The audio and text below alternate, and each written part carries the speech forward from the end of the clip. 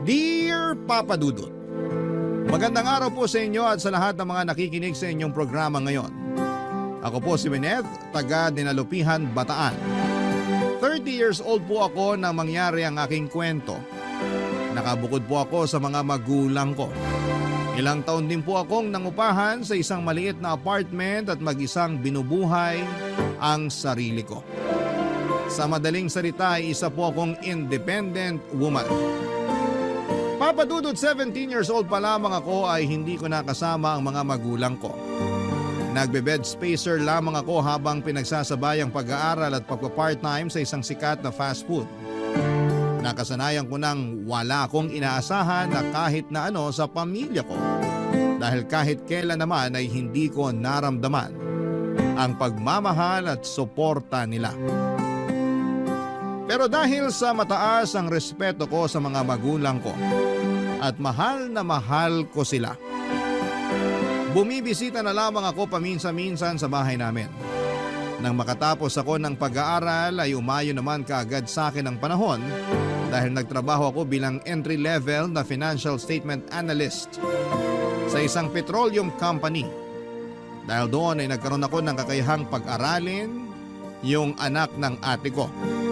Mula pagkabata kasi hindi na niya nabibigyan ng sapat na atensyon ang panganay niyang anak.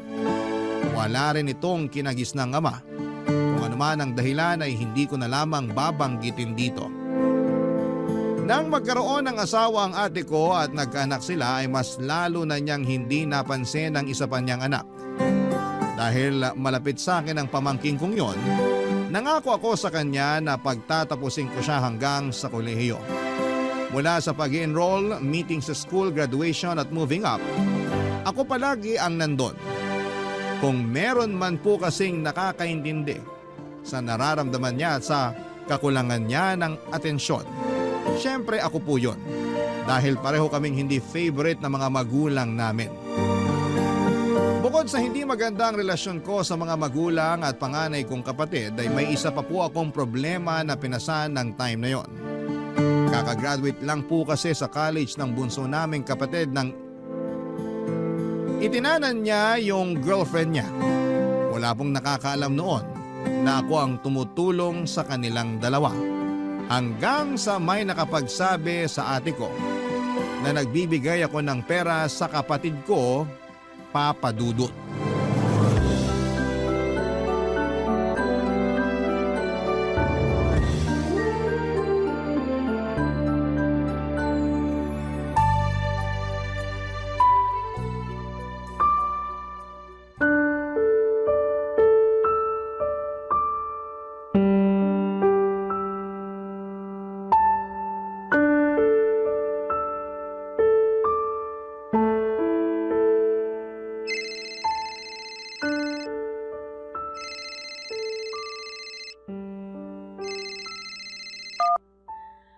Oo ate, napatawag ka. Siguro naman alam mo na kung ba't ako tumawag sa'yo. Ano na naman ba to ate? Kauwi ko lang galing trabaho. Eh ano ngayon kung kauuwi mo lang? Bakit hindi mo sinabi sa amin kung nasan yung magaling nating kapatid, ha? Pinuntahan na kami dito ng mga magulang ng girlfriend niya, hinahanap silang dalawa. Paano nyo naman nalaman na alam ko kung saan sila pumunta? Malamang tumawag mismo si Lola. Sinabi niya na hindi sila pwede magtagal doon. At ikaw naman babae ka, kinonsinti mo pa? Binigyan mo pa talaga ng pera? Ate, nangangailangan si Bunso. Alangan naman pabayaan ko na lang sila na magpalaboy-laboy ng walang kapera-pera. Eh di konsentidor ka nga. Ang sakin lang ate, may tamang paraan para ipaintindi sa kanila na mali yung ginawa nila. Anong paraan? Yung suportahan sila sa pagtatanan? Eh, hindi naman porke tinulungan ko sila, suportado ko na yung pagtatanan nila. Mali yung ginawa nila, alam ko yun. Pero hindi ko kayang pabayaan na lang yung dalawa. Hindi nyo ba naisip na mas makikinig sila sa atin kung hindi natin sila dadaanin sa paninindak? Yan! Nagmamagaling ka na naman! Bida-bida ka kasi! Kala mo, alam mo lahat! Kapatid pa rin natin yung pinag-uusapan dito ate. Alam mo, hindi ko maintindihan kung bakit masyadong mainit yung dugo mo sa akin. Matagal na mainit yung dugo ko sa'yo. Sa tigas ng ulo mong yan, magtataka ka pa? Matigas yung ulo ko kasi never naman kayong nakinig sa akin. Kayo lagi yung tama. Hindi ko nga alam kung pamilya pa rin ba yung turing nyo sa akin eh. Kasi naaalala nyo lang naman ako sa ganitong pagkakataon. O kaya naman kapag may kailangan kayo. Aba, Hindi panunumbat yon ate. Nire-real talk lang kita. Totoo naman, di ba? Galit na galit ka sa akin kahit wala naman akong ginagawang masama sa'yo. Gigil na gigil ka kapag nagkakamali ako. Pero kapag may ipapagawa kang paperwork sa akin, ang lambing-lambing mo. Tanggap ko na nga na yun lang ang silbi ko sa inyo eh. Pero sana naman, kung hindi niyo ako kayang isama sa pamilya ninyo, bigyan niyo na lang ako ng katahimikan. Huwag kang magdrama dyan. Dapat lang naman natulungan mo ako kasi ako yung nag-alaga sa iyo nung bata ka pa. Kung isusumbat mo yon ate, bayad na ako. Matagal na. So ngayon pinamumukha mo naman sa akin na ikaw na yung bumubuhay sa anak ko. Wala akong sinasabing ganyan ha. Kahit kailan hindi ko yun ipinagyabang sa'yo kasi bukal yun sa kalooban ko. Bukal yung pagtulong ko sa pamangkin ko. At para lang alam mo ate, hindi ko yung ginagawa para sa'yo. Ginagawa ko yun para sa isang batang kulang na lang itakwil ng magulang. Kaya bago mo ako lecturean ng kung ano-ano, simulan mo muna sa pagiging ina mo sa anak mo. Naturingan ka pa namang teacher pero sarili mong anak, hindi mo pagmalasakitan? Bastos ka! Umuwi ka nga rito at maghaharap tayo? Wag na ate, wala akong panahon para sa gulong gusto mo. Kung nasaktan ka sa pag-real talk ko, ibig sabihin, totoo lahat ng mga sinabi ko. Makita lang talaga kitang babae, kakakalbuhin kita. Wag mong sabihin yan ate, gawin mo. Pero wag kang iiyak at magpapaawa kina mama kapag gumanti ako. Papadudot batid ko na masyado na kaming matatanda para sa ganong away. Pero hindi ko talaga napipigilan ang sarili ko na managot kapag si ate yung nakakausap ko. Wala kaming naging pag-uusap na hindi niya ako sinusumbatan sa lahat ng nagawa niya para sa akin noong bata pa ako at paulit-ulit niya ring pinapaalala ang mga pagkakamaling matagal ko nang naitama. Mula kasi nang maglayas ako sa amin at mamuhay ng mag-isa, ay palaging isinisisi sa akin ni ate tuwing nagkakasakit sina mama at papa. Binigyan ko raw kasi ng sakit sa ulo kaya nagkakaganon. Pero kahit naman hindi nila ako kasama ay never ko silang kinalimutan.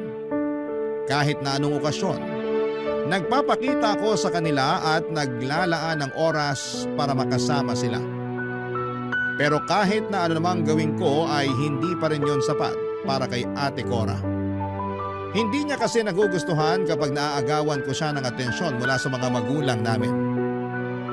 Yun nga lang ang hindi ko maintindihan sa kanya dahil may asawa naman siya at mga anak. Pero para siyang bata pagdating kina mama at papa. Yung tungkol naman po sa away namin ni Ate Cora, bata pa po ako nang magsimula yung galit niya sa akin. Noong ipinagbubuntis niya kasi ang panganay niya ay plano na sana niyang ipalaglag ang bata. May pinapuntang aborsyonista noon sa bahay namin pero hindi natuloy ang pagpapalaglag sa pamangkin ko nang nagsalita ako at sinabing iligal ang ginagawa nila. Napahiya sina mama at ate doon sa aborsyonista at natakot naman po yung matanda na baka magsumbong ako sa otoridad kaya hindi na yon itinuloy. Napagtanturi naman ni mama na may punto ako dahil hindi naman ginusto ng pamangkin ko na mabuo siya. Mula noon, papadudot ay hindi na ako tinigilan ni ate. Lahat ng pagkakamali ko ay ibinubunton niya.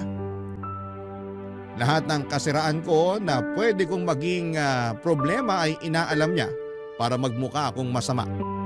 Hindi lang sa mga magulang namin kundi sa ibang tao.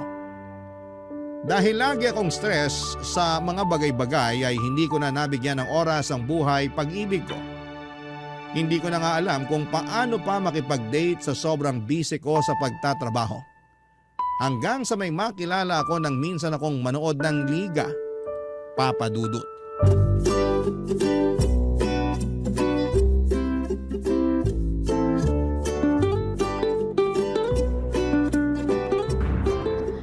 Ala, nasaan na ba yung best friend ko na yun? Umuwi na yata ah. Hi, may hinahanap ka? Yung kaibigan ko, nagpaalam lang kasi magsi-CR pero hindi pa bumabalik. Pero out of order kasi yung CR dito sa sports complex. Baka lumabas na yon kaya natagalan. Baka nga, tatawagan ko na lang mamaya kapag hindi pa siya nakabalik. Kung gusto mo, samahan muna kita rito habang naghihintay sa kanya. Ha? Ay naku, wag na. Katatapos lang ng game nyo, di ba? Dapat nakikipag-celebrate ka dun sa mga kasama mo. Susunod na lang ako sa kanila mamaya. Pwede naman ako magstay dito kahit ilang minuto lang. Ikaw bahala, mapilit ka eh. Hindi ko kasi kayang sayangin tong chance na makausap yung kaisa-isang babaeng nakakuha ng atensyon ko sa dami ng tao rito. Bolero, iba na lang ang pormahan mo. Hindi ako pumapatol sa Playboy. Grabe naman to. Porket malakas lang yung loob, playboy na agad? Pamilyar kasi sa akin yung mga ganyang style mo eh. Bulok? Doon ka na nga. Pabalik na rin yung kaibigan ko. Bahala ka. Mabaho hininga mo kapag wala kang kausap dito. Kung bumaho man o mag-amoy bulok yung hininga ko, wala ka ng pakialam doon, no? Di ka pa siguro nagkaka-boyfriend, no? Grabing sungit mo eh. Ano naman kung hindi pa? Seryoso ba yan? Pakialam mo ba? Lumayo-layo ka nga. Nakakairita ka na eh. Sorry na. Gusto ko lang namang magpakilala sa'yo. Ako nga pala si Irvin. Pero pwede mo naman akong tawaging mahal o kaya baby para mas masarap pakinggan. Well, Mr. Pampam, hindi ako interesadong makilala ka. Kapag nakabalik na yung kaibigan ko, uuwi na ako at hindi na kita makikita ulit. Kung ganon, ayaw mo makipagkilala sa akin kasi posibleng hindi na tayo magkita paglabas natin dito? Ano? Hoy! Mali ka ng pagkakaintindi, no? Ikaw sana sinabi mo agad para nagkalinawan tayo na gusto mo akong makita ulit. Huwag ka nga feeling dyan! Kung ganon, bakit namumula yung magkabilang pisngi mo? Kilig ba yan o... Nahihiya ako kasi pinagtitinginan na tayo. Hindi naman sa pagyayabang pero marami na kasi akong fans dito.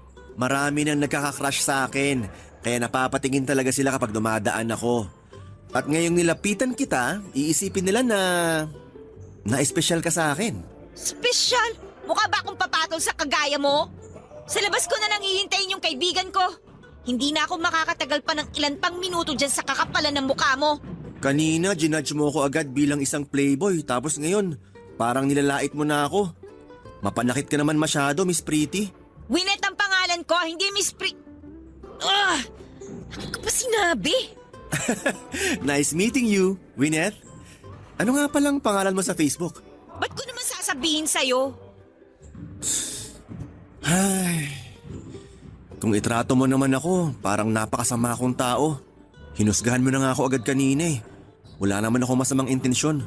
Gusto ko lang talaga magpakilala. O kung suswertehin, maging kaibigan ka. Tsaka hindi lang naman ako basta nagandahan sa'yo. Nung nakita kita, napangiti agad ako kasi ang gaan ng aura mo. Lalo na nung nakangiti ka after manalo ng team namin. Kanina mo pa ba ako pinagmamasdan? Paano kung oo?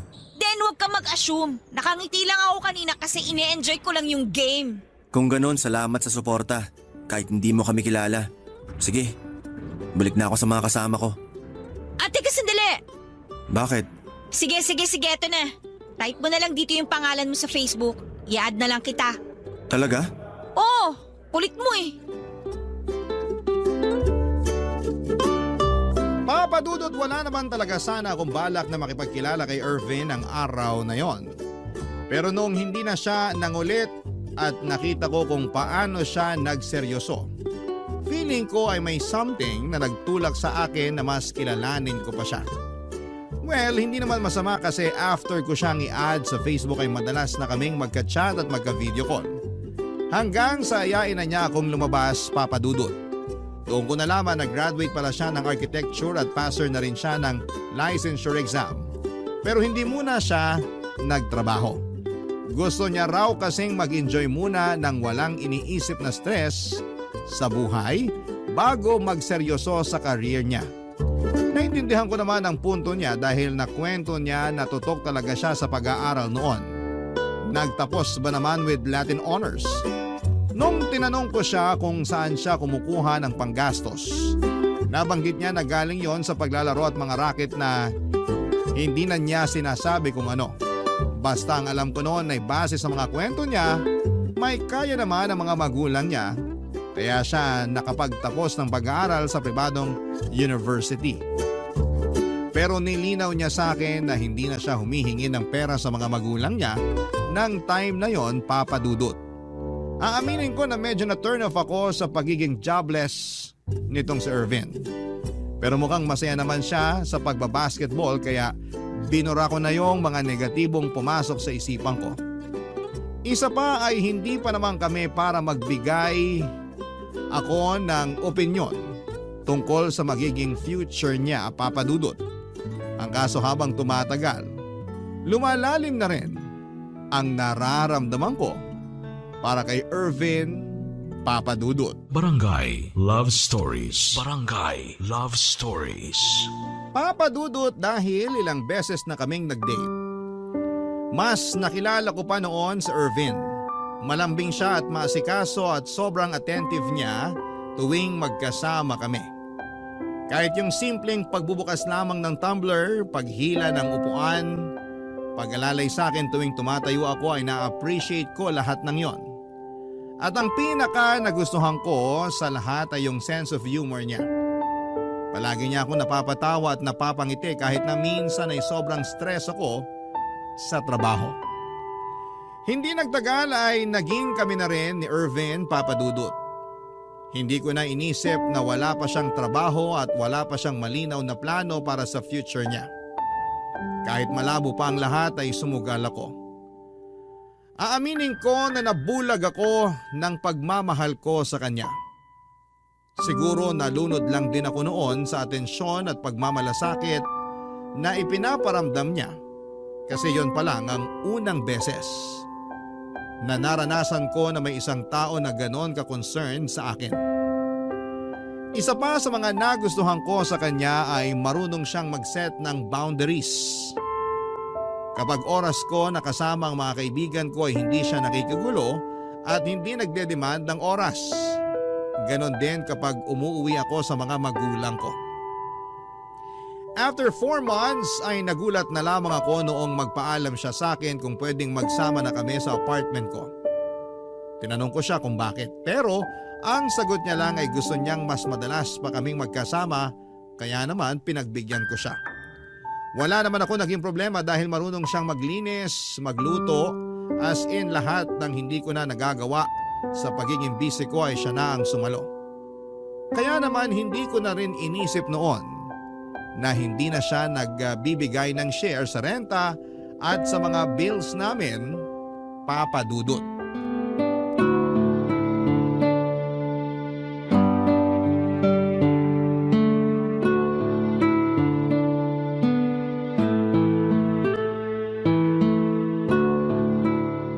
Mababait naman pala yung mga kaibigan mo eh. Hindi naman kita ipapakilala sa kanila kung hindi. Baka hindi ka maging komportable sa kanila pag ganon. Paano kung hindi ko gusto yung mga kaibigan mo? Lalayuan mo ba sila? Ano nangyari sa boundaries? Ikaw na nga mismo nagsabi na may mga kaibigan na tayo bago pa naging tayo. At hindi dapat baguhin ng relasyon natin yung pakikisama natin sa ibang tao na mahalaga rin sa atin, tama? Aba, tinandaan mo talaga yan ha. Eh yung job hunting mo nga pala, kumusta? Tinawagan ka na ba? Yun lang. Medyo inaalat ako ron, Bebu. Yung isang pinagpasahan ko, may nakuha na raw sabi ng kaibigan ko. Sinubukan mo na bang magpasa sa iba? Hindi pa. Hindi ko pa kasi maharap ngayon eh. Marami pang ganap. Next week kasal nung pinsan ko. Tapos family reunion naman namin yung kasunod. Sino namang kasama mo sa kasal ng pinsan mo? Iniisip mo ba na may iba pa akong isasama ron? Siyempre ikaw yung isasama ko. Excited na nga ako makilala ng mga pinsan ko yung napakaganda kong girlfriend eh. Ipapakilala mo na talaga ako sa kanila? Hindi ba nakakahiya? Ano namang nakakahiya ron? Ilang buwan mo na nga akong boyfriend tapos di pa kita ipapakilala? Gusto nga rin sana kitang isama sa family reunion eh. Kung papayag ka. Family reunion yun. Girlfriend mo pa lang naman ako kaya hindi pa ako parte ng pamilya ninyo. Bebu, hindi na tayo maghihiwalay, di ba? Kaya sa kasal din patungo tong relasyon natin. Tsaka nagsasama na tayo ngayon. Di ba parang mag-asawa na rin tayo? Hindi ka talaga nauubusan ng katwiran, no? Sana ganun din yung patience mo kapag naghahanap ka ng trabaho. Kapag hindi ka natanggap sa isa, maghanap ka ulit ng iba. Hindi yung hihinto ka na. Nanermo na naman po yung girlfriend ko. Huwag kang mag-alala. After ng lahat ng ganap na sinabi ko, tuloy ang job hunting. Makakahanap din ako, Bebu. At kapag hired na ako, sisimulan ko na yung pag-iipon para makapag-propose na ako sa'yo. Tsaka na natin isipin yung kasal kapag pareho na tayong financially stable. Okay, sabi mo eh. Sa'yo lang naman ako nakadepende. Huwag ka masyado maging dependent sa akin, ha? Bakit naman? Dapat kasi kahit gaano natin kamahal yung isa't isa, kaya pa rin nating tumayo nang wala yung isa. Hayaan mo. Hindi ko hahayaang mangyari na isa lang yung nakatayo sa ating dalawa. Sana gawin mo yan para sa sarili mo, hindi lang para sa relationship natin. Sure ako na magiging proud sa'yo yung parents mo kapag nalaman nila na hired ka na. Parents ko lang ba? Siyempre pati ako, ano ka ba? Ako yung pinakaunang magiging masaya para sa'yo. Magsi-celebrate tayo. Sa tingin mo ba hindi talaga ako marireject? Marami kasi akong kakilala na kagaya ko rin. Cum laude pero hindi natanggap sa trabaho. Parang hindi ko kayang harapin yung ganong kahihiyan. Bakit ka naman mahihiyang ma-reject? Parte ng proseso yun. Pero hindi naman ibig sabihin na kapag rejected ka, hindi ka nakarapat dapat maging architect. Kapag nalaman niyo ni Dad, iisipin niya malaking disappointment ako. Marami na siyang hinawakan na malalaking project. Samantalang ako, entry level pa nga lang yung papasukin, mukhang malabo pa. Magiging kahihiyan lang ako ng tatay ko. Di kagaya sa basketball. Mahirap pero parang hindi ko nararamdaman yon kasi gusto ko yung ginagawa ko. Wala namang masama na i-push mo yung passion mo eh.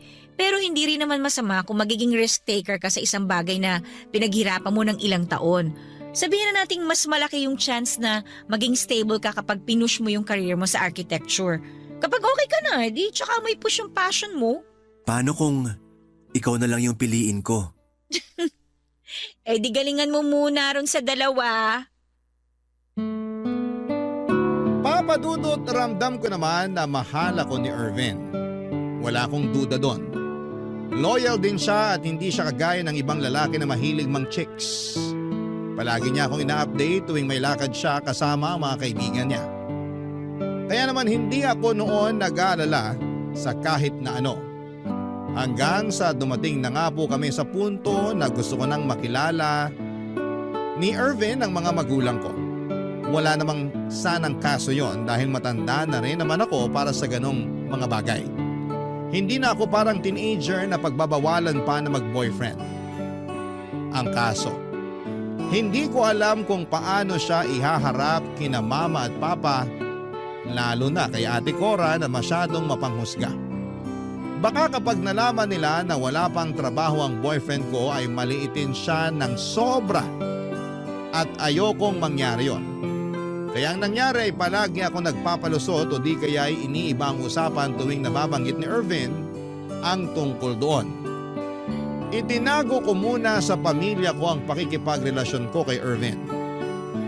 Pero oras na malaman nila ng maaga ang tungkol doon, ay ipapakilala ko rin naman siya kaagad.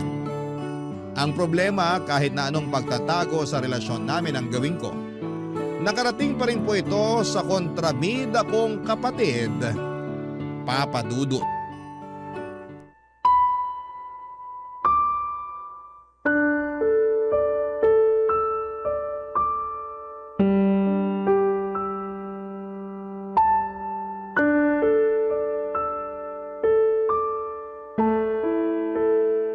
Buti naman naisipan mo pang sagutin yung tawag ko. Kanina pa ako tawag ng tawag pero hindi mo sinasagot. Ate, paano kita sasagutin? Oras ng trabaho ko. Oras ng trabaho o nakikipaglandian ka lang? Ate, please lang. Huwag mo akong simulan. O bakit? Totoo naman sinasabi ko ah.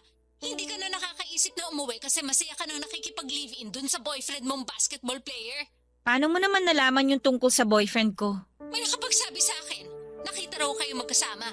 May source naman pala. May sinasabi ka? Wala. Ang sabi ko, sino ba yung source mo? Kasi ang lawak naman yata ng nasasagap niya. Hindi na importante kung sino. Ang punto rito, yung pagtatago mo sa amin ng boyfriend mo. Ano yun, nahihiya kang ipakilala siya sa amin? Huwag kang mag-alala, sanay na kami ma-disappoint sa'yo. Paano naman naging disappointment yung pagkakaroon ko ng boyfriend? Ate, nasa tamang edad na ako. Pwede na nga ako mag-asawa kung tutuusin eh. Talaga? Mag-aasawa ka ng isang lalaking walang ibang kayang gawin kundi mag-shoot ng bola? Ate, please, huwag mo namang insultuhin ng ganyan yung boyfriend ko. Naghahanap naman siya ng trabaho eh. Hindi magtatagal, matatanggap na rin siya. O, edi inaamin mo rin na wala ngang trabaho yung boyfriend mo? Kundi ka rin naman isa't kalahating tanga. Kinasama mo pa dyan sa apartment na tinitirhan mo ngayon. Hindi na ako magugulat kung ikaw yung nagbabayad ng bills at nagpapalamon sa kanya. Alam mo ate, kung ibang tao ka lang siguro, iisipin ko na nagmamalasakit ka sa akin eh. Kaso kilala na kita eh. Hindi mo ako pagsasabihan ng ganyan para sa ikabubuti ko. Sinasabi mo yan kasi nakahanap ka na naman ng pagkakamaling magagamit mo para ipahiya ako kina mama at papa. Huwag kang umangal kasi nakakaya ka naman talaga. Naglayas ka. Pinabayaan mo sina mama at papa na maiwan sa bahay. Si Bunso na nga lang yung nakakasama nila, sinuportahan mo pa sa pagtatanan. O ngayon, sabihin mo ko ano ba yung maganda mong nagawa. Wag na! Kahit ano namang sabihin ko, kayang-kaya mo pa rin gawing mali. Napaka-perfect mo kasi. Sa bagay, teacher ka nga naman pala. Nagtuturo ka ng kabutihang asal, kaya kagalang-galang ka sa paningin ng mga tao sa paligid mo. Pero alam mo sayang eh, kasi hindi mo naman may apply sa sarili mo lahat ng tinuturo mo sa mga bata. Igagalang ka pa kaya nila kapag nalaman nila na… Bakit? Sisiraan mo ako sa kanila? Eh di gawin mo! Ipangalandakan mo yung pagiging kanal mo, Winnet! Mali ka ate. Kung gusto kitang masira, noon ka pa sana ginawa yon. Nung sinaktan mo yung sarili mong anak at pinabayaan mo na lang na parang hindi mo kadugo. Kayang-kaya ko yun ate. Kayang-kaya kitang sirain sa mga taong nauuto mo. Pero hindi ko ginawa, di ba? Nanahimik ako kasi yun naman palagi yung gusto niyong gawin ko. O sige, utang na loob ko na sa'yo yung pinag-aaral at inaasikasa mo yung anak ko. Pero hindi pa rin mababago no na ginagawa mo rin yung naging pagkakamali ko noon. Pumatol ka sa walang silbing lalaki. Kaya huwag ka na magtangkang ipakilala pa siya sa akin. Huwag kang mag-alala Ate Cora. Hindi ko ipapakilala sa'yo si Irvin. Hindi naman niya kailangan ng validation mula sa isang taong bulok yung pagkatao. Papadudot nasaktan ako ng sobra sa mga sinabi ni Ate Cora tungkol kay Irvin. Pero hindi ko pinagsisihan na ipinagtanggol ko ang boyfriend ko sa ate ko. Sa simula pa lang ay masyado ko nang nararamdaman na nahuhusgahan niya. Nasanay kasi siya na siya lang yung may magandang imahe sa aming magkakapatid. Kaya para sa kanya ay wala siyang ginawang mali. Nakuha ko rin naman ang punto ni Ate Cora sa pagpapakasal sa isang lalaking walang trabaho. Pero alam ko rin noon na mas mahalaga kay ate ang sasabihin ng ibang tao. Iniisip niya na magdadala lamang ako ng kahihiyan sa pamilya namin lalo na kapag nabuntis ako ni Irvin. Dahil doon, kinausap ko ulit si Irvin at kinumbinsing ituloy na ang paghahanap niya ng trabaho. Ang kaso mas inuna pa niya ang pagdayo sa kung saan-saan para makapaglaro. Madalas yung nagiging dahilan ng pagtatampo ko sa kanya pero tuwing nangyayari yon ay susuyuin niya lamang ako. Babawi siya at okay na ulit kami. Paulit-ulit lamang na ganoon pero hindi pa rin siya nag-aasikaso papadudot. Naniwala pa rin siya na may mararating siya sa paglalaro niya ng basketball. Gusto ko sana siyang suportahan na lamang at hayaang gawin ang gusto niya. Pero hindi ko alam kung hanggang kailan pa niya gagawin yon. Papadudot, hindi ko na po alam kung maiisip pa ba niya na magplano para sa future namin. Kaya nung wala akong makitang improvement mula kay Irvin, ay naisip ko na sukuan na lamang siya, papadudot. Barangay Love Stories. Barangay Love Stories. Papadudot nang hindi pa rin makahanap ng trabaho si Irvin ay handa na sana akong makipag-break sa kanya. Ginawa ko naman ang lahat para unawain at tulungan siya. Pero mas nakafocus lang talaga siya sa panandali ang bagay ng mga oras na yon. Pero tuwing naiisip ko na hiwalayan na siya ay mabilis na nagbabago ang isipan ko at mas nahihirapan akong magdesisyon. Tuwing ipinaparamdam sa akin ni Irvin ang pagiging malambing at maasikaso niya.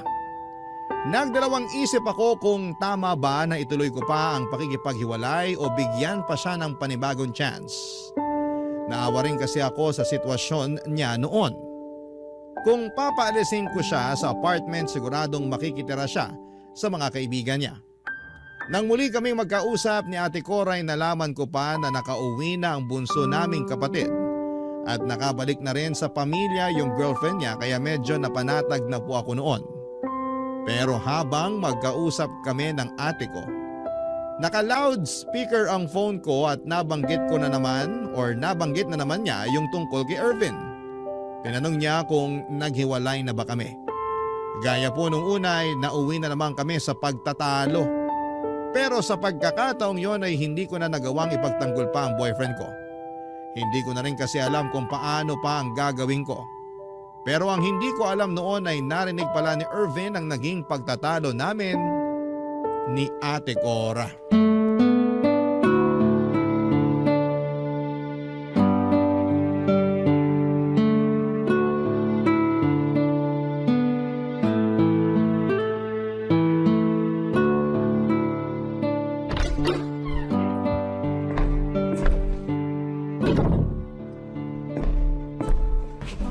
Kanina ka pa ba dyan? Hindi naman. Kapapasok ko lang. Hindi mo lang napansin kasi kausap mo yung ate mo. Saan ka ba galing kanina? Sa court lang, Bebu. Inaya kasi ako maglaro. Lagi ka namang inaaya maglaro. Sorry. Ako na lang magluluto ng dinner natin. Pero lalabas lang ako sandali. May bibilhin lang ako. May papasabay ka ba? Wala. Okay. Mukhang masyado kang na-stress sa trabaho. Kung gusto mo, imamassage kita mamaya. Wag na. Sige, next time na lang. Ano nga palang gusto mong ulam? Ikaw nang bahala. Bebu, Ano? galit ka ba sa akin? Ayokong pag-usapan yung nangyari, okay? Kung ganon, galit ka nga. Ano bang pwede kong gawin para… Gusto mo talagang malaman? Pwes, maghanap ka ng trabaho, Irvin. Hindi ko kailangan yung serbisyo mo dito. Mas gusto ko na magtrabaho ka na. Naghahanap naman ako, Bebu. Sorry kung nasistress ka na dahil sa akin. Yun bang dahilan kaya ayaw mo pa akong ipakilala sa pamilya mo? Honestly, oo. Hindi ka nila magugustuhan. Nung unang beses na nakausap ko si Ate Cora, ipinagtanggol naman kita eh. Pero kanina, hindi ko na alam kung dapat ko pa bang gawin yun. Parang hindi mo naman deserve eh. Puro ka pangako pero hindi mo naman ginagawa. Sige nga, paano ko ipagkakatiwala yung future ko sa isang jobless na boyfriend? Kapag nabuntis ako pa rin ba yung kikilos? Ako pa rin ba yung sasagot sa lahat? Hindi to one-man relationship lang.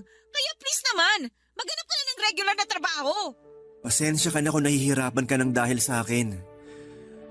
Kung gusto mo, lilipat na muna ako para hindi na makadagdag sa gastusin mo habang naghahanap pa ako ng trabaho. Kapag meron na, babawi ako sa'yo. Pangako yan. Pangako na naman? Nakakaumay na yung mga pangako mo eh. Sana naman this time magseryoso ka na. Hindi naman kita pinupush na magkatrabaho kasi kailangan ko yung pera mo. Ang gusto ko lang, umusad yung buhay mo ngayon. Yung stability, di ba? Pag meron ka nun, hindi ka basta-basta mamaliitin ng ibang tao. Tsaka tong relationship natin, hindi lang tayo dapat nakafocus sa kilig at tsaka dun sa saya.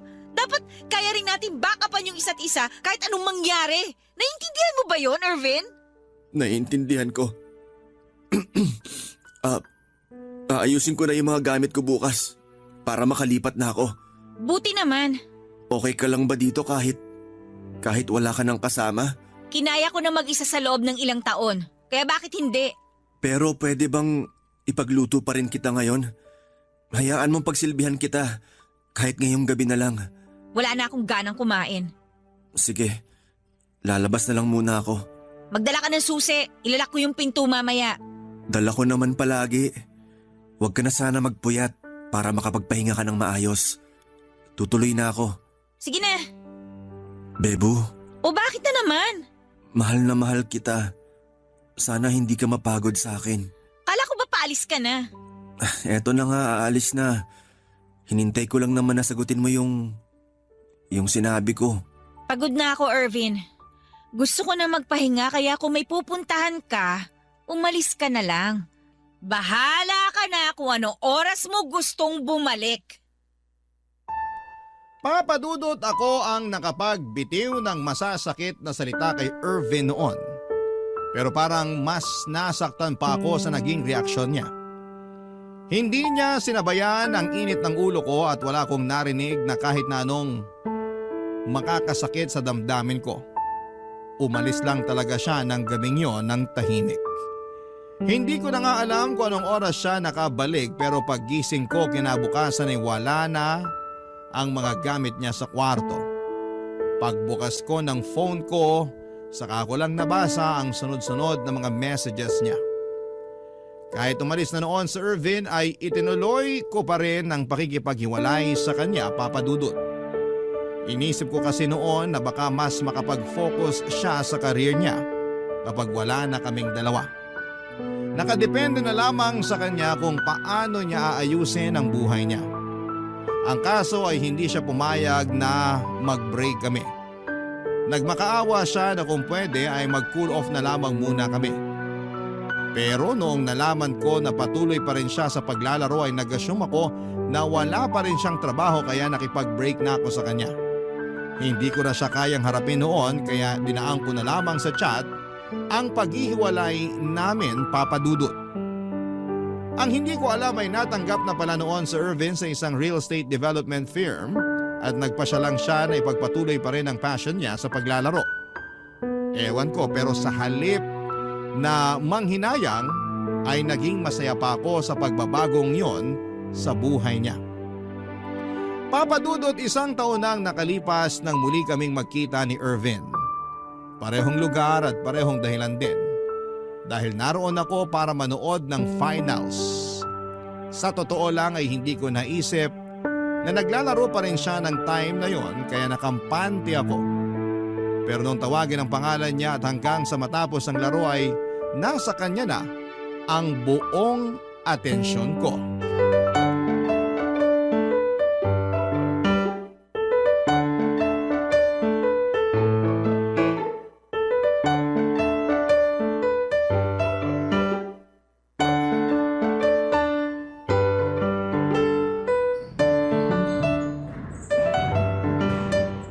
Kakainis.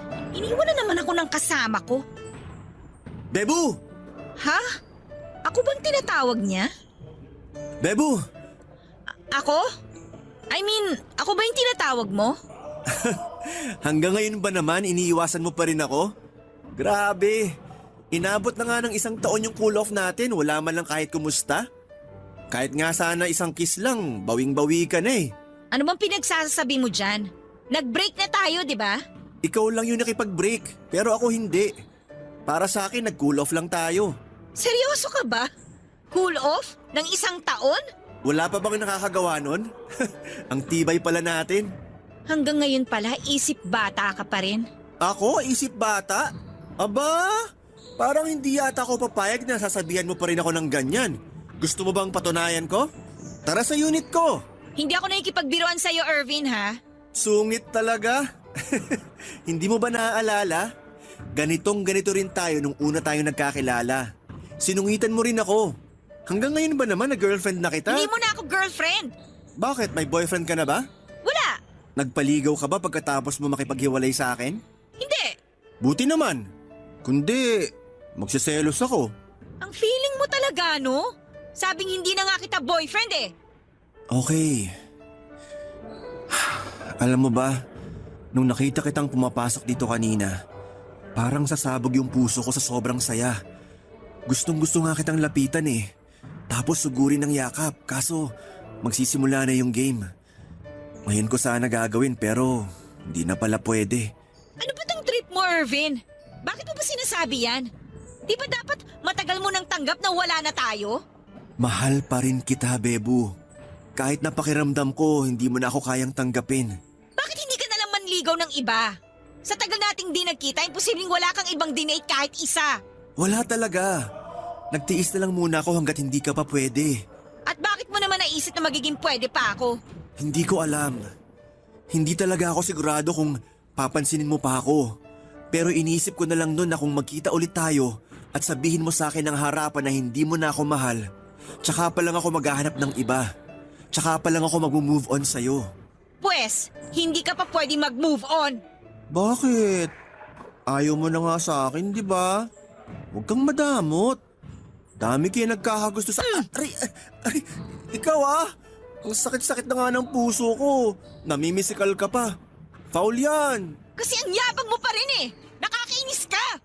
Uy, nakakarami ka na. Isang hampas mo pa. Hahalikan na kita.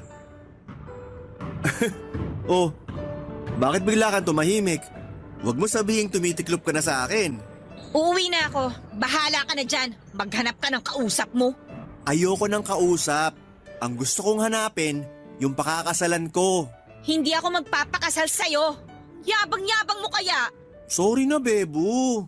Nagbibiro lang naman ako. Bebo mo yung mukha mo. Puntahan kita mamaya sa unit mo. Tapos date tayo.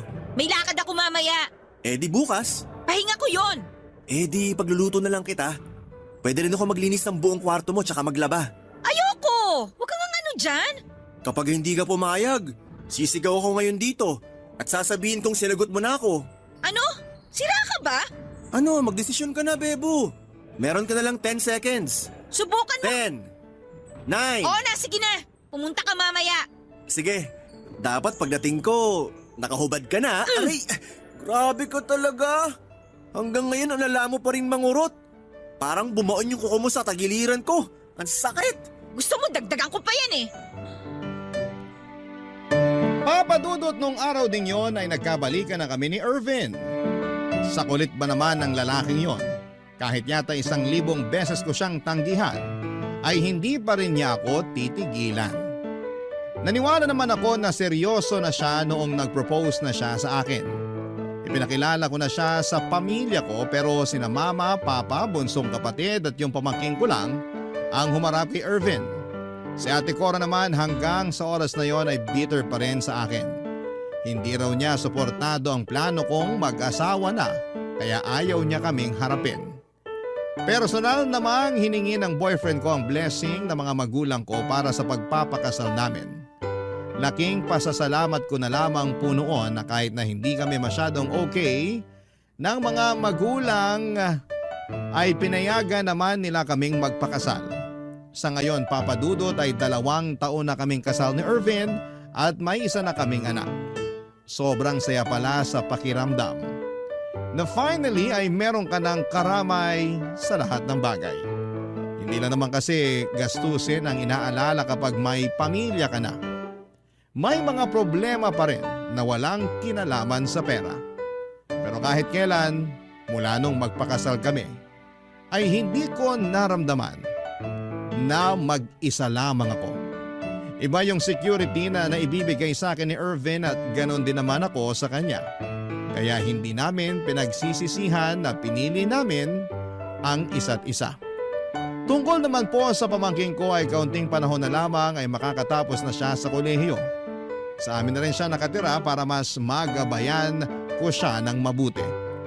Hindi man ako ang tunay niyang ina, Papadudot, ay sinisigurado ko naman na hindi niya mararamdaman na may kulang sa kanya sa pagmamahal man o sa material kabarangay, Gwyneth. Dear Papadudot, magandang araw po sa inyo. Ako po si Ryan, 32 years old na sa ngayon. Taga-Albay po ako pero mula po noong mag-college ay sa Mandaluyong City na ako tumira. At ang dahilan ay ikakwento ko po sa inyo. Nag-iisang anak lamang po ako at lumaki ako sa Albay kasama ng tatay ko. Nagtanan lang din po sila noon ng nanay ko kaya malayo kami sa mga kamag-anak namin. Ang problema po ay 3 taon pa lamang ako ay iniwan na ako ni nanay sa kanya. Hindi namin alam kung saan ito pumunta. Basta ang alam ni tatay, iniwan kami nito dahil sa kahirapan. Pero kahit mag-isa na lamang na tumatayong magulang ay itinaguyod ni tatay ang pag-aaral ko. Papadudot, dahil 3 taon pa lamang ako nang iwan ni nanay ay halos hindi ko na po siya matandaan. Tanging pangalan niya lamang ang alam ko. Tuwing tinatanong ko naman si tatay kung nasaan siya ay palagi nitong iniiba ang usapan at paulit-ulit lang na sinasabing hindi na namin dapat iniisip yung taong nang iwan sa amin para sa makasariling dahilan. Kaya naman wala po talagang ideya noon ang pagkatao ko tungkol kay nanay. Kahit itsura niya ay hindi ko na rin po alam. Wala kahit isang litrato niya sa bahay namin, Papadudot. Pero kahit nangungulila ako sa isang ina ay ginawa naman ni tatay ang lahat para makaraos kami sa pang-araw-araw. Naging tendero po siya ng taho sa umaga at ice cream naman sa tanghali hanggang hapon. Sa gabi naman ay tumatambay siya sa may pasyanan para magtinda ng balut at chicharon. Sa kasamaang palad, Papadudot, ay pumanaw ang tatay ko habang siya ay natutulog. Cardiac arrest ang kinamatay niya. Nang mailibing po siya ay parang nawala na ako ng dahilan na manatili pa sa lugar na tinitirhan namin dahil wala naman po kami ni isang kamag-anak doon. Nang inaya ako ng kaibigan kong si JM na magtrabaho sa Maynila ay hindi na po ako nagdalawang isip pa. Bonus na lang po sa akin na nagkaroon pa ako ng pagkakataong makapag-aral sa tulong ng scholarship at ng aking part-time job. Halos hindi ko na nga po namalayan na ilang taon na palang lumipas mula nang umalis ako sa Albay. Pero hanggang sa pagkakataong yon ay hindi pa rin ako nakakapagdesisyon kung tama bang ituloy ko pa ang isa sa mga dahilan ng pagpunta ko roon, Papa Dudut.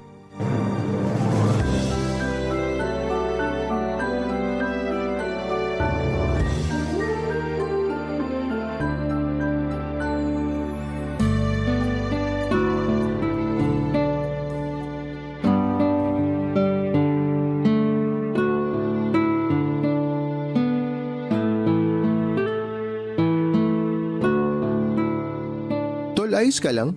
Kanina ka pa nakatulala dyan ah. May iniisip lang, tol. Ilang taon na pala tayo rito, no? Oo, ilang taon na rin. Bakit? May naisip ka pa bang gawin? Ang totoo, may hindi ako sinabi nung sumama ako sa'yo papunta rito. Ano naman yun? Huwag mo sabihing may anak kang naiwan sa Albay ah. Yari ka talaga pag nagkataon. Loko, ako nga yung anak na iniwan eh. Oo nga pala. Pero maiba ako. Wala ka pa bang balita sa nanay mo? Hindi man lang siya nagpakita kahit nung burol ng tatay mo ah. Paano naman siya magpapakita? Wala na siyang pakialam sa amin. Baka nga hindi man lang niya nabalitaan na wala na si tatay eh. Pero alam mo ba kung nasan siya? Oo, tol. Alam ko na kung saan siya nakatira. At yun yung sinasabi kong isa sa mga dahilan kaya sumama ako sa'yo. May nahanap kasi akong picture ni nanay sa mga gamit ni tatay. Sinubukan kong isearch sa Facebook. Tapos ayun, nalaman ko na nandito siya sa Mandaluyong. Talaga? Nandito rin siya? Minessage mo na ba? Hindi pa. Sa bagay. Kung ako nasa katayuan mo, hindi ko rin alam kung ano sasabihin ko sa kanya eh. Pero kailangan ko pa rin siyang kausapin. Gusto ko malaman yung dahilan kung bakit niya kami iniwan. Paano tol kung may iba na siyang pamilya tapos ayaw ka na niya makilala? Wala na akong magagawa kung ganun. Pero gusto ko pa rin subukan. Lalo na ngayon. Kailangan ko ng suporta para makapag-focus sa pag-aaral. Graduating na ako kaya mas mahirap to ngayon para sa akin. Pero kakayanin mo pa rin naman kung sakaling hindi ka niya tulungan, di ba? Oo, kaya ko naman. Ay, ewan ko ba tol?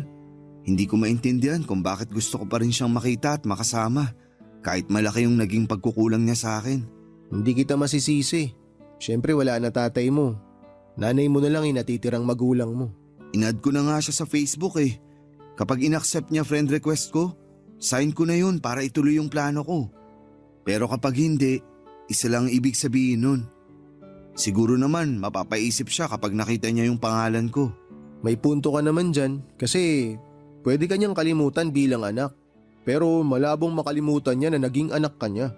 Baka nga siya pa nagpangalan sa'yo eh. Tol, inaccept niya ako. Talaga? Patingin nga. Oo nga no. I-message mo na kaya. Eto na nga magta-type na. La, tumatawag siya. Pagkakataon mo na yan, tol. Sagutin mo na. Sandali lang. Eto na. Hello? Oh, anak. Mabutit na isipan mong hanapin ako. Kumusta ka na? Tol, nakilala niya ako. Di kausapin mo na. Ayos yan, tol. Labas lang muna ako sandali. Basta, sabihin mo sa kanya lahat ng gusto mo sabihin ha. Sige na, kausapin mo na nanay mo.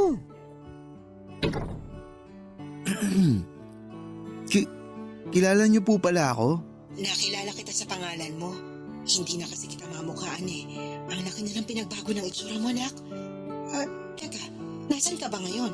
Nandito na po ako sa Mandaluyong. Talaga? Kailan ka pa rito? Sana sinabi mo agad para na-meet kita. Nagdalawang isip po kasi ako kung dapat pa ba akong makipagkita sa inyo. Tsaka medyo busy po talaga. Pinagsasabay ko po kasi yung trabaho ko at pag-aaral. Mabuti naman at naisipan mong mag-aral. College ka na, di ba? Ano bang course kinuha mo? Mechanical engineering po. Mahusay kang pumili. Mukhang sa akin mo naman na yung pagiging madiskarte sa buhay nga pala, kung libre ka sa Sabado, magkita tayo. Pwede mo akong puntahan sa bahay namin. Hihintayin kita. Papadudot, pinuntahan ko nga po noon ang address na ibinigay sa akin ni nanay. Doon ko po napagtanto na totoo nga palang maganda na ang buhay niya. May kaya kasi ang napangasawa niya at siya naman ay magaling humawak ng negosyo kaya nagkaroon siya ng sariling restaurant. Naikwento niya lahat ng iyon nang mag-usap kami, Papadudot. Pero sa halip na makaramdam ako ng amor sa nanay ko, ay kabaligtaran ang naramdaman ko sa una naming pagkikita. Habang ipinagyayabang ni nanay ang naging tagumpay niya noong iniwan niya kami, nadudurog naman ang puso ko para kay tatay na namatay na lamang nang hindi napapacheck up dahil sa kakulangan namin sa pera. Habang kausap ko noon si nanay, wala siyang ibang bukang bibig kundi ang pera. Doon ko po naunawaan kung bakit ayaw ni tatay na pinag-uusapan ng nanay ko. Mas mahalaga kasi sa kanya ang magandang buhay kesa sa unang pamilya niya. Naisip ko nga po noon na kung maubusan ng pera ang bago niyang asawa, ay baka iwan niya rin po ito gaya ng ginawa niya sa tatay ko. Kaya naman kahit na inalok niya ako na doon tumira sa bahay nila ng asawa niya para makabawi siya sa akin, ay hindi ako pumayag, Papadudot. Pero sa kabila ng pagtatanggi ko ay hindi naman siya sumuko noon hanggat hindi ako napapapayag na sumama na sa kanya. Hiningi ko ang opinyon ng kaibigan kong si JM at sinabi niyang wala namang masama kung bibigyan ko ng pagkakataon si nanay.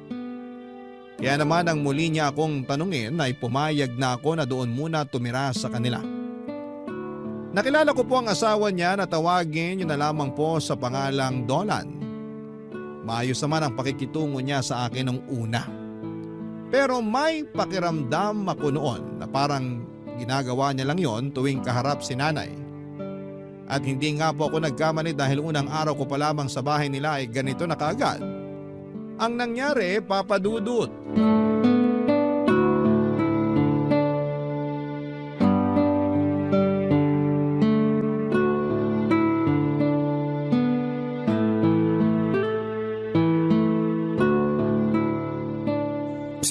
Ryan, halika nga rito. Bakit po, Tito? Tito? Sir ang dapat mong itawag sa akin. Hindi naman kita kaano-ano.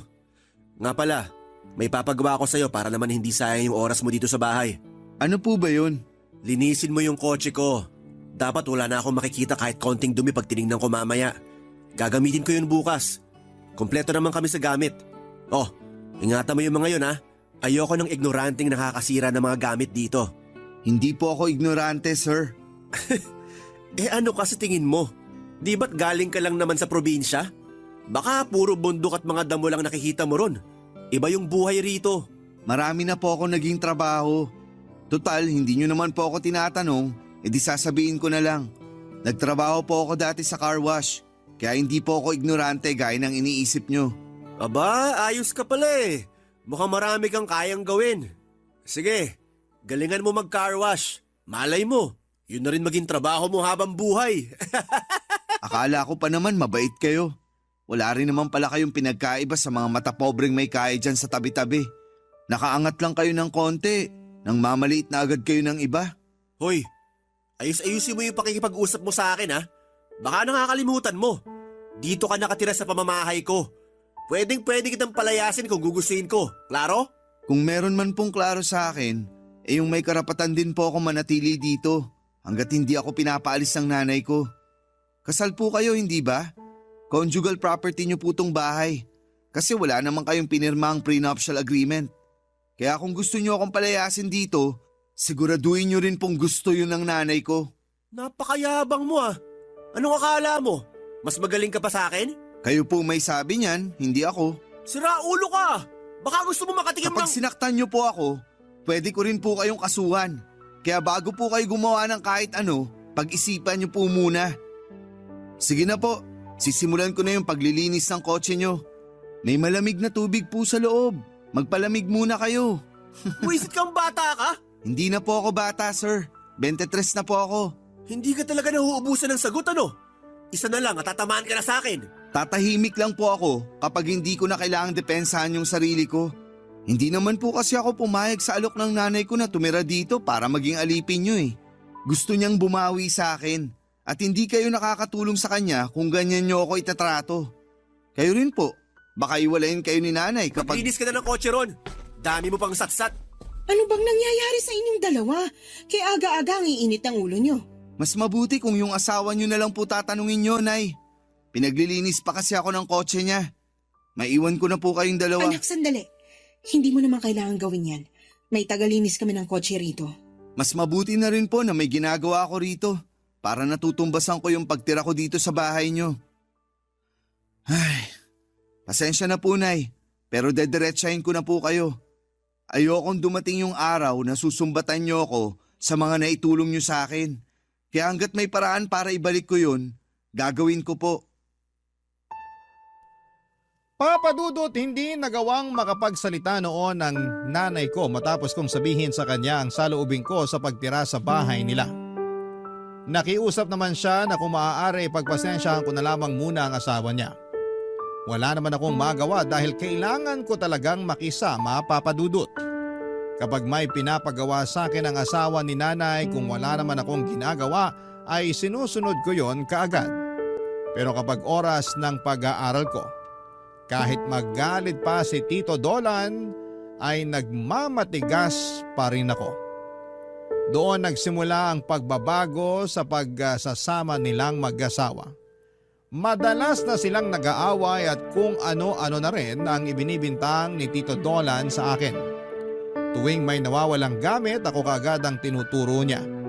Pero sa huli, napapaamin din siya ng nanay ko na wala naman talagang nawawalang gamit at gusto niya lamang akong pag-initan. Habang tumatagal, Papa Dudut, ay palala ng palala si Tito Dolan. Kaya parang gusto ko na lamang na umalis doon. Pero dahil nakiusap sa akin si nanay ay sinubukan ko ulit na makisama ng maayos. Hanggang sa mayroong pagkakataon, Papa Dudut, na nag-ugat ng malaking gulo sa bahay. May half-brother ako at may anak naman si Tito Dolan na babae sa una nitong asawa. Sa madaling salita ay hindi po kami magkadugo. Itago niyo na lamang po siya sa pangalang Faith. Sa kanilang magkapatid siya ang naging kaklose ko. Nagmana kasi kay Tito Dolan ang half-brother ko. Kaya hindi ko na sinubukan pang makipag-close dito, Papa Dudut. Si Faith naman ay mabait at malambing. Matanda lang ako sa kanya ng 1 taon. Pero yung pagiging malapit namin sa isa't isa ay ginawa ni Tito Dolan ng issue na umabot na sa puntong kahit si nanay ay pinaniniwalaan na siya, Papa Dudut. Barangay Love Stories. Barangay Love Stories. Papa Dudut, may pagka-boyish po noon si Faith kaya marami siyang gustong matutunan. Nagpaturo siya sa akin kung paano mag-car wash, magkumpuni ng sasakyan, magpalit ng gulong at kung ano-ano pang mga gawaing panlalaki. Yun ang kinatuwa ko sa kanya, Papa Dudut. Para kasi ako nagkaroon ng nakababatang kapatid sa katauhan niya noong panahong yon. Lumaki kasi ako na walang kapatid. May mga naging kaibigan naman ako noon sa Albay kagaya ni JM. Pero iba pa rin talaga yung meron kang kapatid na nakakasama mo sa bahay at nakakasundo sa mga bagay-bagay. Sa isip-isip ko nga po noon, sana talaga ay magkadugo na lamang kami ni Faith. Ang problema, Papa Dudut, ay pinag-isipan naman kami ni Tito Dolan ng masama. Pinagbintangan niya ako na minomolestya si Faith tuwing magkasama kami sa kwarto ko. Kahit na ang totoo ay nagpapaturo lamang ito sa mga subject na alam nitong makakatulong ako. At habang tumatagal, kung ano-ano pa ang mga iniimbentong kwento ni Tito Dolan. Sinubukan naman akong ipagtanggol ni Faith at pinatunayan niya na wala akong ginagawang masama sa kanya. Pero gaya ng inaasahan ko ay hindi pa rin naniwala si Tito Dolan at ang mas masakit pa roon kahit ang nanay ko ay pinagdududahan na rin ako, Papa Dudut.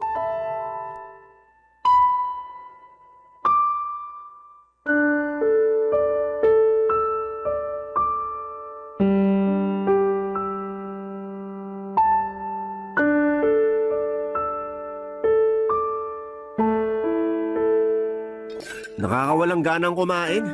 Han, please. Nasa harap tayo ng pagkain. Bakit ba kasi kailangan pang sumabay sa atin yung anak mo? Sumabay po ako sa inyo kasi sinabihan ako ni nanay. Kung ayaw niyo po, pwede namang mamaya na lang ako kumain. Anak, hindi. Diyan ka lang. Hindi ikaw yung gusto kong makasabay kumain, kundi yung mga anak ko.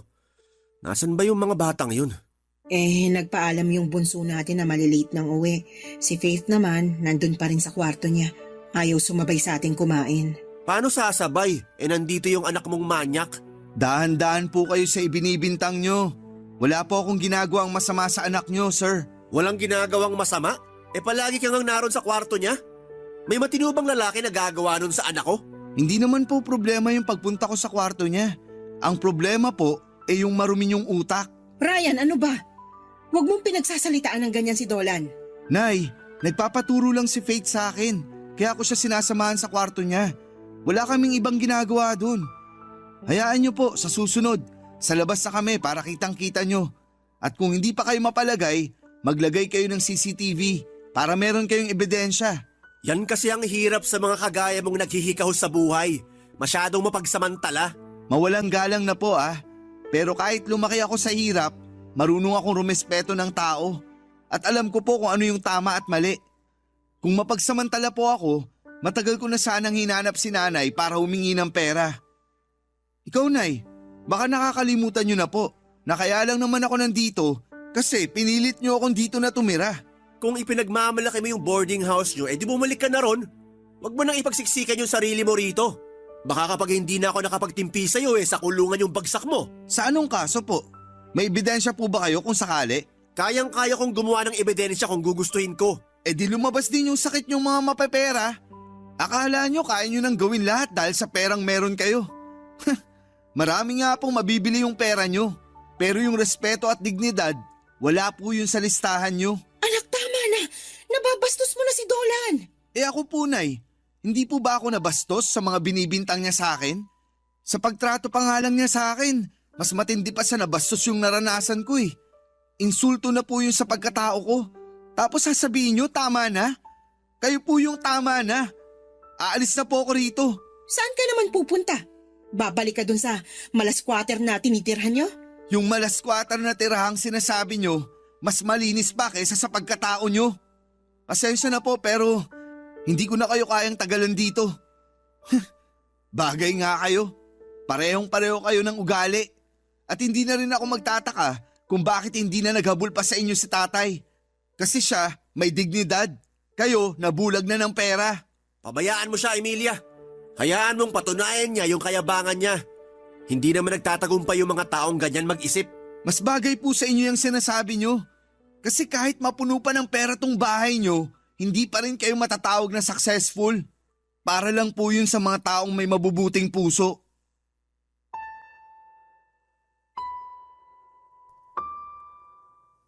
Papa Dudut, gaya nga po ng sinabi ko sa kanila ay umalis na ako sa bahay ni nanay. Hindi na rin po ako nagpaalam kay Faith dahil baka madagdagan pa ang ibinibintang nila sa akin. Mula po noong araw na yon ay ipinangako kong wala na akong magiging koneksyon sa kanila. Lalo na sa nanay ko na sa ikalawang pagkakataon ay tinalikuran ako. Akala ko pa naman noon ay may pag-asa pa na magkaayos kami at makabawi siya sa akin pero mas lalo lamang niyang pinatunayan na hindi niya kayang panindigan ang pagiging ina niya para sa akin. Sana ay hindi ko na lamang siya hinanap. Nakakalungkot lang isipin na may mga nanay na kayang talikuran ang mga anak nila. Hindi ko naman hinuhusgahan ang lahat dahil may iba-iba rin silang dahilan. Pero sa kaso ng nanay ko ay sinadya niyang iwan kami at sa loob ng maraming taon ay hindi man lang niya naisip na kumustahin ako o kami ng tatay ko. Naalala ko po tuloy yung sabi ng teacher ko noong high school Yung mga nanay daw ay parang payong sa gitna ng malakas na ulan. Hindi man niya kayang pigilan yung lakas ng ulan ay gagawin naman niya ang lahat para hindi ka mabasa. Ganon naman daw ang mga magulang. Poprotektahan ka sa abot ng makakaya nila. Pero para sa akin si tatay lang ang nakagawa noon. Hindi lang siya naging ama sa akin kundi siya rin ang tumayong nanay ko sa loob ng maraming taon. Tungkol naman po kay Faith noong hindi na ako nagpaalam sa kanya sa pagalis ko sa bahay nila. Hindi ko po inaasahan na hanapin niya ako noon.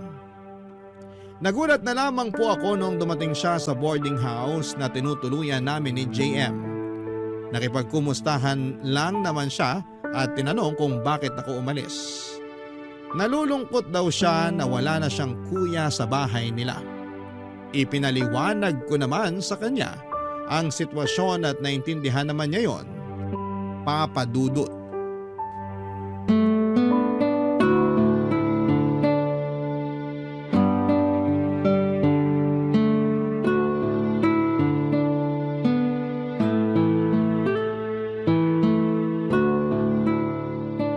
Grabe, tol. Kapatid mo talaga yun? Ganda ah. Baliw, hindi ko kapatid yun. Anak siya ni Tito Dolan sa una niyang asawa. Yung kapatid ko sa ina, hindi ko naman kasundo kasi manang-mana sa tatay niya. Kala yata pinatira ako sa bahay nila para gawing utusan. Hayaan mo na sila, tol. Mabuti nga umalis ka kaagad eh. Kung tumagal ka pa ron, baka mas lumala pa yung sitwasyon. Pero balik muna tayo kay Faith. Napakaputi. Ang kinis at ang ganda, tol. Kung ako sa'yo, ligawan mo na yun. Total, hindi naman kayo magkadugo eh. Kaya pwedeng pwede. Uy, tigil-tigilan mo na nga yung kakapantasya kay Faith. Babae gusto nun. Talaga? Babae rin? Sayang naman. Magagamit pa naman sana kita para mapalapit sa kanya. Bakit? Sigurado ka bang magpapagamit ako para mapormahan mo si Faith? Baka nga ako pa yung unang tumutol sa inyo kung sakali. Alam mo, bad trip ka rin maging tropa eh, no? Wala ka man lang kasupo-suporta. Mahirap maging jowa yun. Mapanghusga yung tatay. Di ka uubra dun. Baka kapag umakyat ka ng ligaw, gawin ka lang utusan. Marami pang ibang babae dyan, yung hindi komplikadong ligawan. Aba, baka hindi mo pa nakikita kung paano dumiskarte tong macho dancer mong kaibigan. Isang giling ko lang kay Faith, tol. Baka hindi na siya umuwi sa kanila. Uy, di uubra kalaswaan mo ron. Baka bigla kang mapadasal kapag nag-share ng Bible verse yun sa'yo. Seryoso? Ganun siya karelihiyosa? Oo, kaya nga naiiba siya sa pamilya nila eh. Siya lang yung mabait. Grabe, ideal girl ko pa naman yung ganun. Kahit hindi mapera, basta ganun kaganda tsaka ganun kabait, laban. Pag pinagbigyan ako manligaw nun, wala nang date-date. Yayayain ko na agad ng kasal. Loko, wag ka nang umasa kay Faith. Maghanap ka na lang ng ibang liligawan.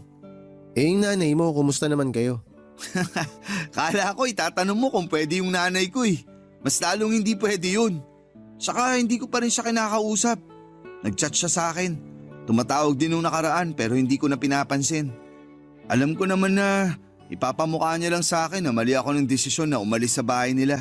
Hindi mo na ba talaga siya kayang kausapin? Malay mo, magsusorry lang pala. Si nanay, magsusorry? Eh yung maigit isang dekada nga na nawala siya, hindi man lang ako nakarinig ng sorry anak. Sinabi niya lang na babawi siya, tapos hindi pa niya napanindigan. Anong klaseng pagbawi yun? Dinagdagan pa nga niya yung sama ng loob ko sa kanya eh. Ay, napakadrama ng buhay mo, tol. Alam mo kung ano maganda? I-shot natin yan mamaya. Hindi pwede, may klase ako bukas. Ito naman oh, minsan lang eh. Sa susunod na lang tol. Hindi talaga pwede. Malapit na yung finals namin. Konting tiis na lang. Gagraduate na ako. Kaya hindi ako pwedeng pumalpak ngayon. Alam mo naman na yun na lang inaasahan kong makakatulong sa akin para matupad ko yung pangarap kong makapagtrabaho abroad. Wow! Ngayon pa lang tol, nakikita ko na. Magiging mechanical engineer ka sa ibang bansa. Pero teka, final na ba yun? Hindi na ba magbabago isip mo na pagiging engineer talaga gusto mo? Oo, wala nang makakapagpabago ng isip ko. Pangarap namin ni tatay yun eh. Pero tol, sakali lang naman na hindi ka kagad makapagtrabaho. Pwede kita ipasok doon sa amin para maging dancer. Salamat na lang, tol. Papadudot na gawa ko pong pagsabayin ang pagtatrabaho at pag-aaral ko noon. Nagawa ko makapagtapos sa kolehiyo nang walang hinihingi kahit isang sentimo sa nanay ko. Nung hindi ko pa rin sinasagot ang tawag niya ay tumigil na rin siya sa pagme-message sa akin. Sa isip-isip ko naman noon ay mas mabuti na rin na malayo kami ni nanay sa isa't isa para wala ng gulo.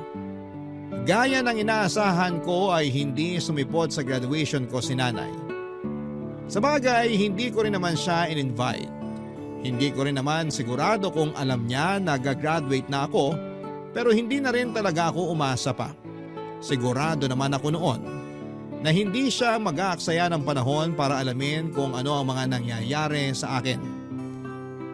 Mag-isa lamang akong umakyat sa stage pero dala ko ang picture ni tatay. Gusto ko kasing isipin na kasama ko pa rin siya habang nagaganap yung katuparan ng isa sa mga pangarap naming dalawa. Yung kaibigan ko naman pong si JM ay siyang naging photographer ko noong araw na yon. Isang linggo makalipas ang graduation namin ay bigla na lamang sumulpot sa boarding house ang nanay ko. Ngunit ang ipinagtataka ko ay may mga pasasya sa mukha niya at maliliit na sugat sa braso. Hindi ko napigilang maawa sa kanya ng mga sandaling yon, Papa Dudut. Kaya sa halip na pairaling ko ang galit ko sa kanya, ay nagpa siya akong tulungan si nanay matapos kong malaman na binubugbog pala siya ng kanyang asawa ng mga panahong yon. Barangay Love Stories. Barangay Love Stories. Papadudot ilang araw ding nanatili sa boarding house namin si nanay. Natatakot daw siyang bumalik sa bahay nila dahil baka mapatay na siya ni Tito Dolan. Tinanong ko siya kung ano ang dahilan ng pananakit nito sa kanya pero ayaw niyang sabihin yon sa akin. Wala naman akong ibang maisip na dahilan noon kundi ang selos o may kinalaman sa perang naging away nila. Pero kahit mas pinili ni nanay na maglihim sa akin ay hinayaan ko pa rin siyang manatili muna sa amin. Sa ilang araw na magkasama kami ng nanay ko ay doon ko lang po naramdaman na may nanay pa pala ko. Habang nagpapagaling siya ng mga sugat niya, inaasikaso niya rin ako at ang mga gamit ko sa boarding house. Aaminin ko na isa yon sa mga kahinaan ko, Papa Dudut. Gustong gusto ko kasi yung pakiramdam na may nag-aasikaso sa akin. Dahil na rin siguro sa nasanay na ako sa pagiging independent. Kaya bago para sa akin ang mga ganong klase ng pakiramdam. Habang magkasama po kami ni nanay, ay hindi ko inaasahan na doon ko maririnig ang paghingi niya ng tawad sa pang-iiwan niya sa amin ni tatay noon. Umiyak siya at pinagsisihan niya lahat ng nagawa niya. Hindi ko alam kung ano ang magiging reaksyon ko noon kaya nakinig na lamang ako sa mga sinabi niya ng mga sandaling yon, Papa Dudut.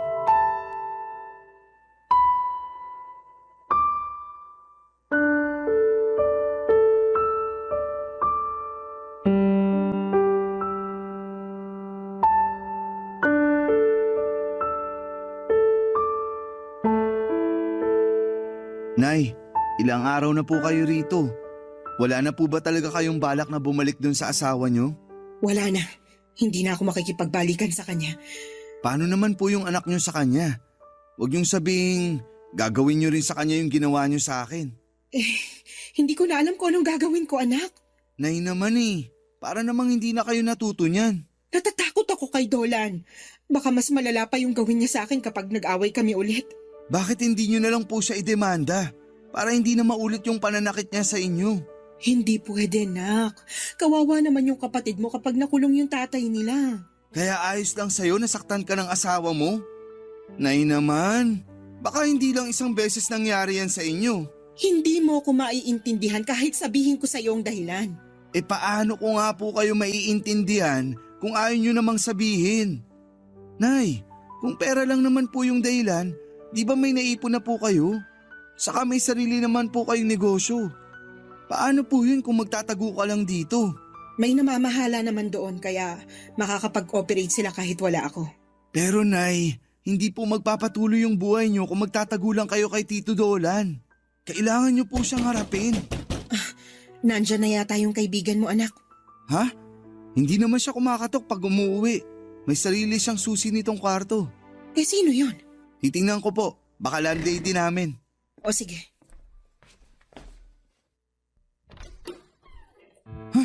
Tito Dolan, Nasaan yung nanay mo? Nandito ba siya? wala po siya rito. Tsaka bakit naman siya pupunta dito hindi na nga kami nag-uusap. Huwag mo akong niloloko, bata. Alam ko nandito siya. Sinabi ko na nga pong wala. Ilalabas mo siya? O babasagin ko yung bungo mo? Kayang-kaya kitang patayin dito kung gugustuhin ko. Grave threat po yan. Baka gusto niyo ring humimas ng rehas. Ilabas mo si Emilia! Dolan! Lalabas ka rin pala eh. Halika rito. Umuwi na tayo. Ano ba? Huwag niyo hablutin yung braso ni nanay. Nakakasakit na kayo eh. Talagang masasaktan siya sa akin. Lalo na ngayon na dito pa siya pumunta sa'yo. Alam ko na sinaktan niyo si nanay kaya umalis siya sa bahay niyo. Tapos ngayon, ang lakas pa ng loob niyong kunin siya rito. Hindi niyo siya pwedeng isama. Hindi ikaw yung masusunod dito. Tumabi ka dyan! Sasama na ako! Anak, hayaan mo na akong sumama sa kanya. Sige na. Pero nay, sasaktan lang kayo ulit ng lalaking yan. Huwag nang matigas ang ulo mo! Sasama na ako sa asawa ko. Huwag ka na makialam, bata.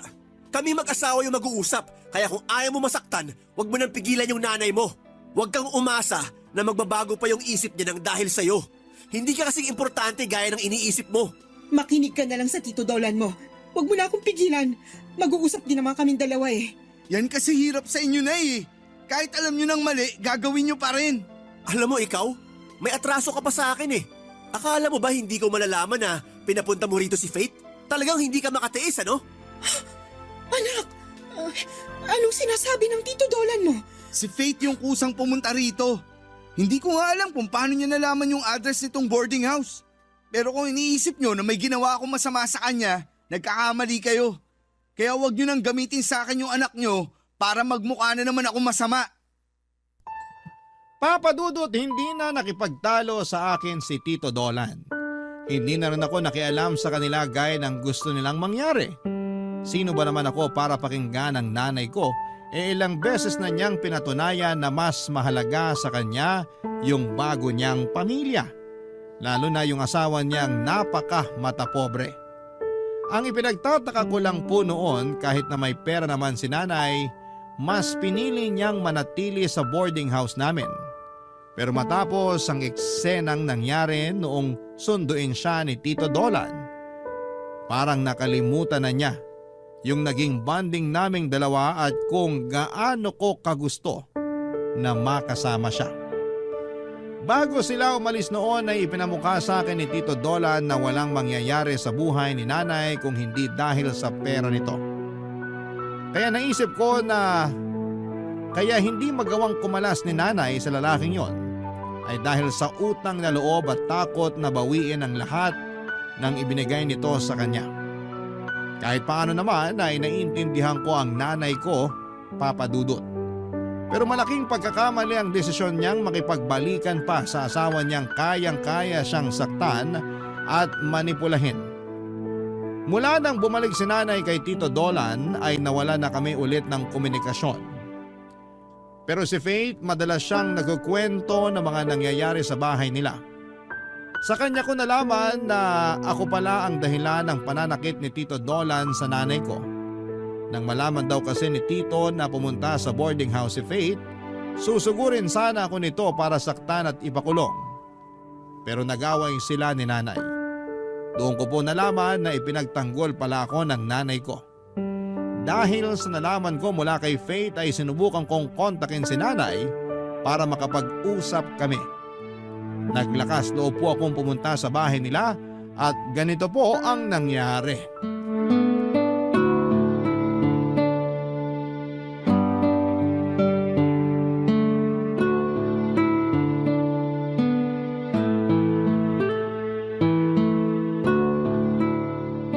Tol, sigurado ka ba na dito nakatira nanay mo? Oo, di ba nga? Galing na rin ako rito dati. Grabe! Ang ganda naman ng bahay nila. Ang lamig siguro sa loob niyan. Yung kwarto mo ba dati, may aircon? Meron, pero hindi ko ginagamit. Binubuksan ko na lang yung bintana kasi malamig naman sa taas. Kung mababait lang sana yung mga nakatira dyan, makikitira na rin ako eh. Papaampun na lang ako sa nanay mo. Baka pagsisiyan mo. Mag-doorbell ka na kaya. Malay mo, papasukin tayo. Tsaka may CCTV naman oh. Makikita tayo rito. Ito na nga.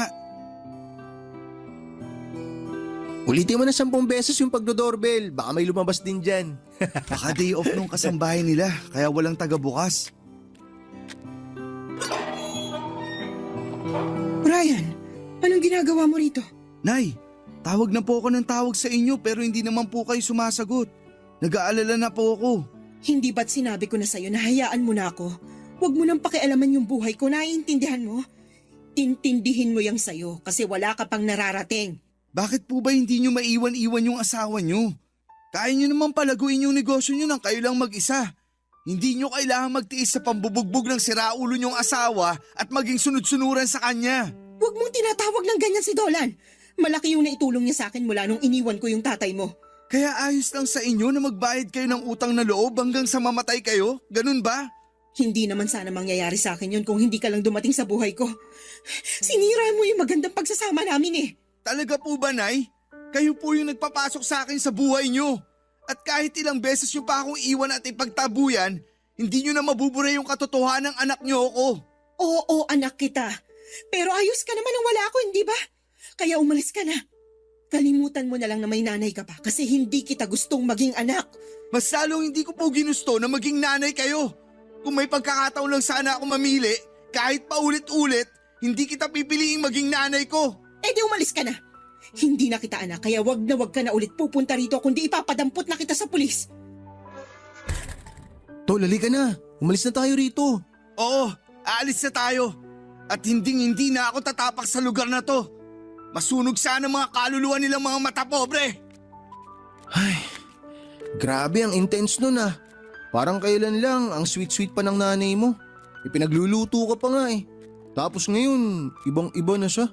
Huwag na natin siya pag-usapan, Tol. Mas marami pa akong pwedeng gawin ng hindi iniisip yung mga ganong klaseng tao. Tamang mindset yan, Tol. Sanay ka naman na sariling sikap eh.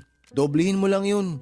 Malay mo, kapag naging successful ka, magsisi sila sa pamamaliit at pagtataboy nila sa'yo. Maraming taon din naman ako nabuhay nang wala si nanay sa tabi ko. Kaya mas kakayanin ko yun ngayon. Lalo na't mas malinaw na sa akin ngayon na hindi niya ako gustong maging anak.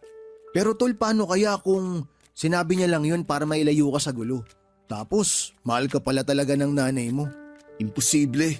Hindi pagmamahal yung ipinaramdam niya sa akin eh. Ay, mabuti pa, magpalamig na lang muna tayo. Tsaka kumain tayo ng marami bago umuwi. Para pagdating natin sa boarding house mamaya, iutot mo na lang yung sama ng loob mo sa mga nangyari ngayong araw. Bakit? Ililibre mo ba ako? Oo, syempre. Mag-aaya ba naman ako kung ikaw yung gagawin kong taya? Salamat, Tol ha. Sus, maliit na bagay. Ikaw pa. Kaya ang lakas-lakas mo sa akin. Pais nga ako, Tol. Suntok, gusto mo? Biro lang. Para kasing iiyak ka na eh. Huwag ka iiyak. Papadudot kahit papaano ay gumaan ang dibdib ko ng mga oras na yon dahil sa kaibigan kong si JM. Hindi man siya yung kaibigang magaling magpayo ay lagi naman siyang naroon tuwing kailangan ko ng makakasama at makakausap. Tungkol naman po sa nanay ko ay wala na akong naging balita sa kanya mula nang itakwil niya ako bilang isang anak. Hindi na rin po ako nagaksaya ng oras na alamin pa yung mga bagay na may kinalaman sa kanya. Pinutol ko na rin po ang komunikasyon ko kay Faith para hindi na makadagdag pa ng panibagong gulo sa pamilya nila. Nag-focus po ako noon sa paghahanap ng trabaho at agad naman po akong natanggap sa inaplayan ko at ilang taon din ako roon bago ako nakapag-abroad. Sa ngayon, Papadudot, ay masasabi kong financially stable na ako at may kakayahan na rin bumuo ng sarili kong pamilya. Ang kaso ay ayoko madaliin yon para hindi ako mauwi sa mga maling desisyon sa buhay. Nang makauwi po ako dito sa Pilipinas ay pinasimulan ko na rin ang sarili kong bahay para hindi ko na kailangang mangupahan pa. Si JM nga po pala ay nasa Japan na sa ngayon. Factory worker siya roon at malaki na rin ang kanyang naiipon. Hindi na niya kailangang mag-macho dancer kapag naisipan niyang umuwi at mag-for good na rin dito sa Pilipinas. Sa lahat ng mga nangyari sa buhay ko, lalo na sa amin ng nanay ko ay natutunan kong umusad sa buhay habang unti-unti akong nagpapatawad. Habang tumatagal naman kasi ay humuhupa na rin yung galit ko, kaya masasabi ko po na nakalaya na ako sa bigat na naranasan ko noon. Pero aaminin ko, tuwing nakakakita ako ng payong ay naaalala ko pa rin ang nanay ko. Naisip ko yung pagprotekta niya sa akin kay Tito Dolan. Napagtanto ko na kahit papaano naman pala ay may nagawa rin siya para sa akin. Kaya naman may parte pa rin sa puso ko na umaasang darating din yung araw na magkikita kami ulit nang wala ng galit sa isa't isa. Hanggang dito na lamang po, Papa Dudut, at maraming salamat po sa inyong lahat na bumubuo ng Barangay LS na naghahatid po ng inspirasyon sa amin na inyong mga tagapakinig. More power sa inyong istasyon. Ang inyo pong forever kapuso at ka-barangay, Ryan.